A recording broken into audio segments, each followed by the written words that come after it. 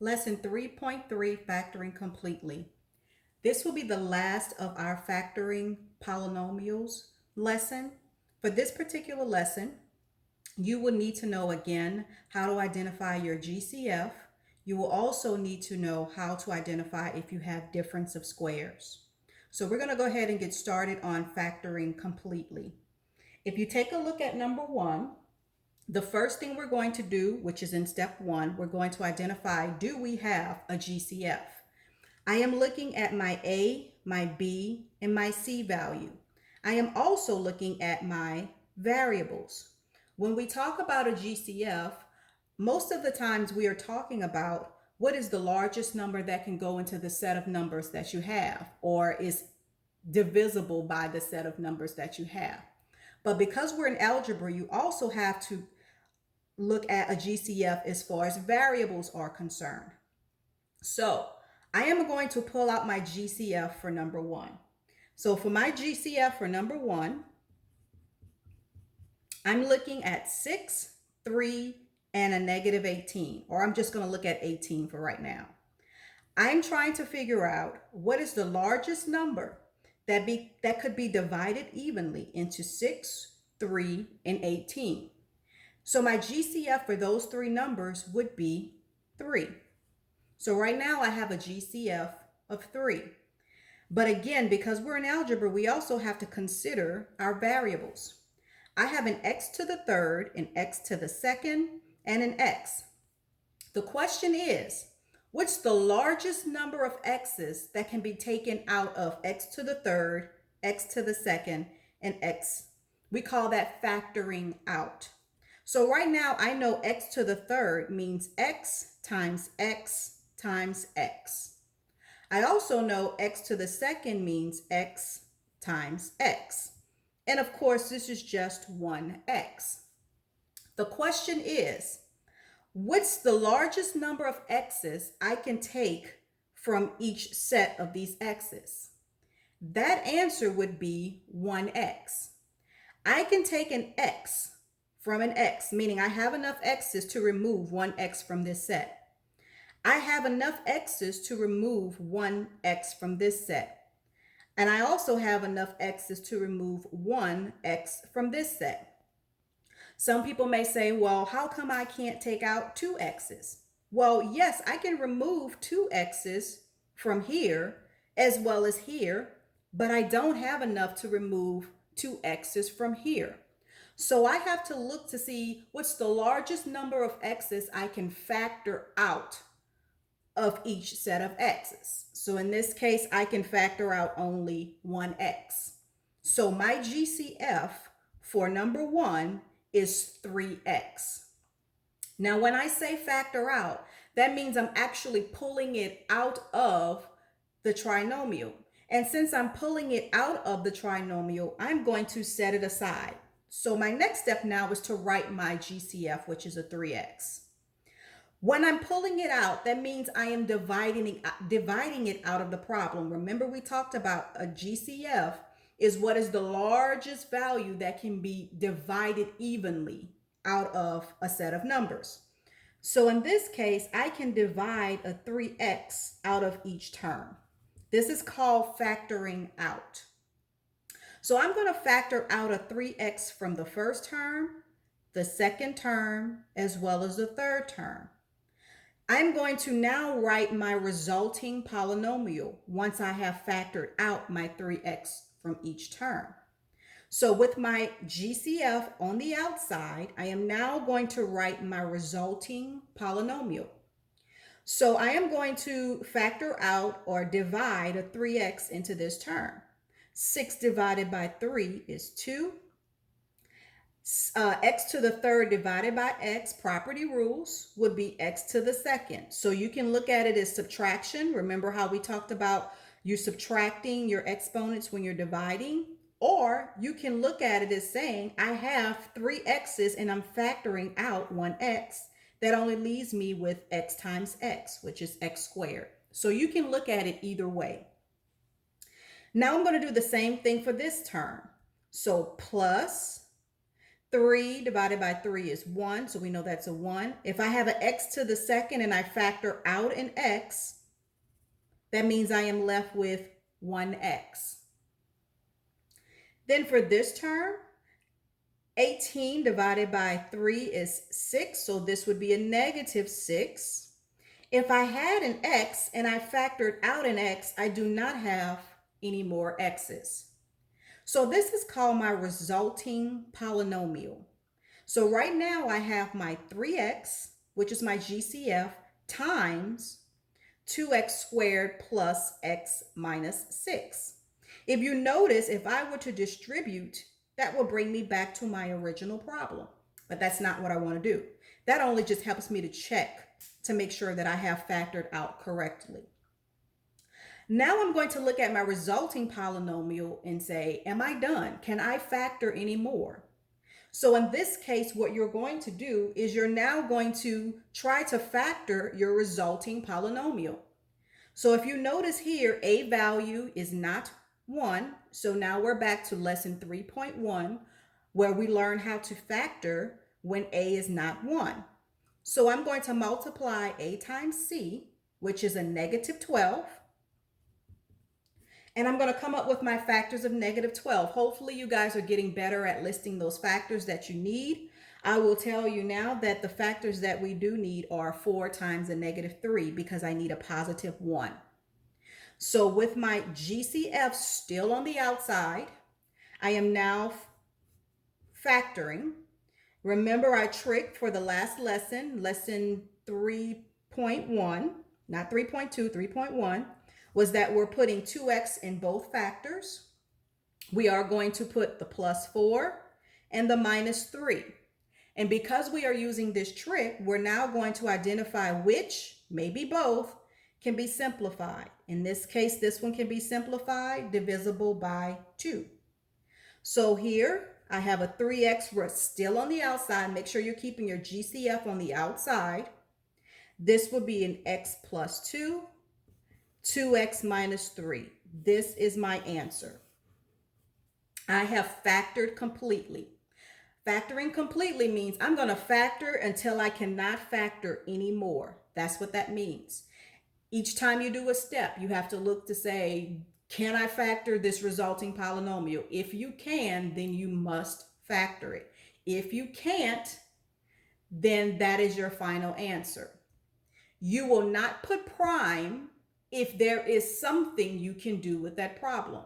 The only way you would put prime is if there is absolutely nothing you can do to try to simplify your problem. All right, we're looking at number 2. I'm going to look at my problem and say, of course, I have a GCF because I'm noticing this term has a 5 and this term has a 5. So I can easily identify that at least there's going to be a 5 in my GCF.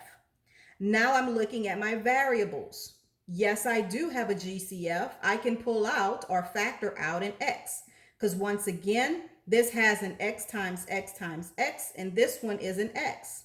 I can pull out one x from here as well as here. So that means I am pulling out an x as well. That is a part of my GCF.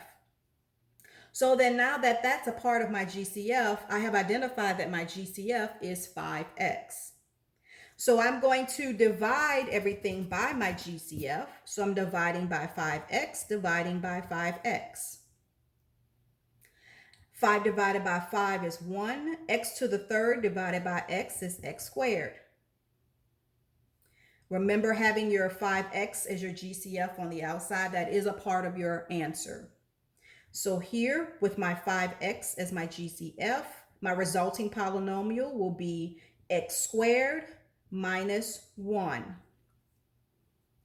Notice that a 5x divided by a 5x is 1. 5 divided by 5 is 1. X divided by x is 1. So this is 1.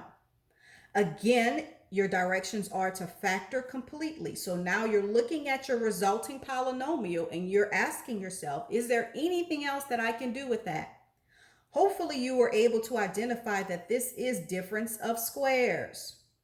Because our a value, which is 1, is a perfect square, and the c value is a perfect square. The middle term, meaning b, is 0, and it is separated by subtraction. So rewriting my GCF, again, that is a part of your answer. I am going to factor this difference of squares, and hopefully we remember that that would be, in this case, an x plus 1 and an x minus 1. So this is my final answer. I have factored this entire polynomial completely. I'm going to look at number 3. For number 3, again, I can look at my numbers and say, hey, I have a GCF. I have the numbers 8 and 4. And I know that 4 is the biggest number that can go into 8 and 4. 2 does go into 8 and 4, but it's not the largest number. Remember, it's the GCF, greatest common factor. So in this case, I am going to pull out or factor out a 4. Now I have to look at my variables. This term has R, but this one does not have an R. So there's no way I can factor out an R for this problem because there's no R here for me to factor out. So therefore, my GCF is only 4. Pulling out my GCF, writing the resulting polynomial. So I'm going to divide everything by 4. So that gives me a 2R squared minus 1. I'm now looking at my resulting polynomial. Is this difference of squares? No, it is not. Although we have a minus sign here, middle term is missing, 2 is not a perfect square. This cannot be factored. So therefore, this is my final answer. You will not put prime as your final answer because you were able to at least factor out the 4. The only time, once again, the only time you would put prime is if there was nothing I could do to my original problem. There is absolutely nothing. And in this case, there was something I could do. I can pull out a 4 as my GCF. All right, let's move on to the next one. I'm looking at number 4. I am looking and I am noticing that I do not have a GCF for this problem. 2, 11, and 15 does not have a common factor. There is no number that can go into 2, 11, and 15 evenly. I also notice that this is not difference of squares because I have a middle term. So I am just going to factor this problem as I've done in the previous lesson. Because A is not 1, I'm going to multiply A times C. That gives me a positive 30. Notice that I have negative involved, so which means that my factors will have at least one negative. But because it's negative and this has to be positive, the only thing that would work, hopefully you guys, if you have to go down your list, then that's fine. Some of you all may get pretty good at this and not have to list every number, every factor. Practice makes perfect. As long as you continue to practice, at some point you will not have to list every number down. Okay. So for this one, it would be a negative 6 and a negative 5. When I add them together, that gives me a negative 11. When I multiply, it gives me a positive 30. So again, using my trick when A is not 1, putting 2Z for both, I am now going to minus 6, minus 5. Look to see which one, maybe both, can be factored. In this case, only one of them can be simplified, divisible by 2. So my answer is Z minus 3, 2Z minus 5. That is my final answer. All right, moving on to number 5.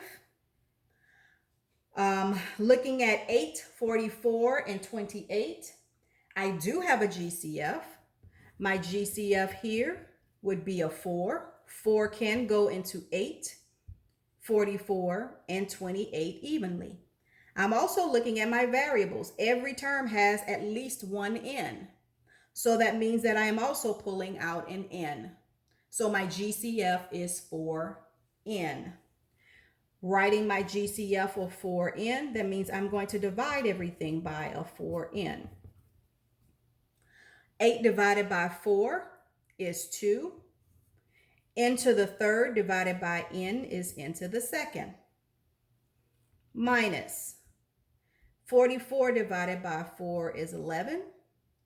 n to the second divided by n is n, plus 28 divided by 4 is 7, n divided by n is 1. So my resulting polynomial would be 2n squared minus 11n plus 7. Again, you have to ask yourself, am I done? Is there anything I can do to this resulting polynomial? I'm going to attempt to factor this. We will check to see if it can be factored. So I'm going to multiply 2 times 7, which is 14. I will need negatives, so I have a negative 1 times a negative 14. Both have to be negative in order for this to be positive. And I also have a negative 2 times negative 7. Those are my only factors for 14. I need an 11. There's no way I'm going to get an 11 out of either one of those. So therefore, this cannot be factored. This is my final answer. And then the last one, number 6, I'm looking to see, do I have a GCF? 4 can go into 4, 40, and 36. So my GCF is at least 4. Looking at the variables, I have a v to the second, a v, but I do not have a v here. So therefore, I cannot pull out any variables with the GCF. So my GCF will only be 4. So I'm going to divide everything by 4. Factoring out that 4. 4 divided by 4 is 1, so this will be a v squared. Negative 40 divided by 4, so that's going to be a minus 10 v. And then we have 36 divided by 4 is a positive 9. Once again, I'm going to look to see, am I done? Can this resulting polynomial be factored? I'm going to try. A is 1, so really all I'm focusing on is the C value, which is 9. I need all of my factors of 9, but also including negatives. So I can do a negative 1 times negative 9. I can actually stop there because this does give me a negative 10. So with my 4, my GCF still on the outside, I am factoring this polynomial, v, a minus 1, and a minus 9. This is my final answer.